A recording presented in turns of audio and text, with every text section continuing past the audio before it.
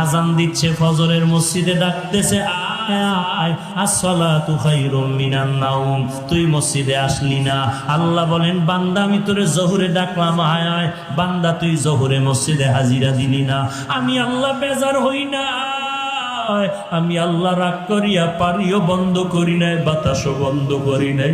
আমি আল্লাহ মায়ার নজর দিয়ে তোরে আবার আসরের নামাজে ডাকলাম, বান্দা আয়। বান্দা তুই আমার আসরের ডাকেও মসজিদে হাজিরা দিলি না। আমি আল্লাহ রাগ না করি আবার তোরে মাগরিবে ডাকলাম, আয়। আমি মাওলার কুদরতি কত বেশি ডাক। এরে বান্দা তোরে আসরের নামাজও ডাক দিয়া পাই নাই, আমি আল্লাহ তোরে আবার মাগরিবে ডাকলাম, আয়। মাগরিবের নামাজও তোরে ডাক দিয়া পাইলাম না। আমি আল্লাহ বেজার না হইয়া এশার নামাজে তোরে ডাকলাম, বান্দা হাজিরা দে। এশার নামাজেও যদি হাজিরা দাও, আমি তোর দিন দিন সমস্ত গুনাহ পেছনের মাফ করে দিব। এশার নামাজেও তুই ডাক দিলাম, আসলি না।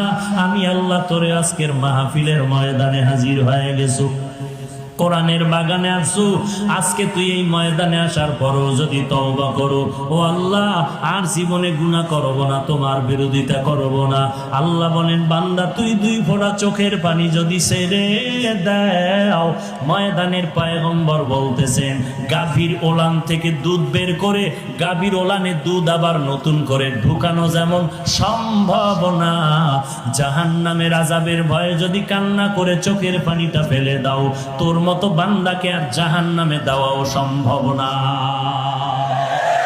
আয় বেরাদার দূরে বাসা জিয়ারে বদ, ইয়ারে বদ বদ তর বুয়াদ মারে বদ, মারে বদ তম হাতুরা বর যা জানাব, ইয়ারে বদ বর জানে ইমানত জানাব, ইয়ারে বদ আরদ তোরা সুয়ে জাহিম, ইয়ারে নেকু গিরতা ইয়া বিনাইম।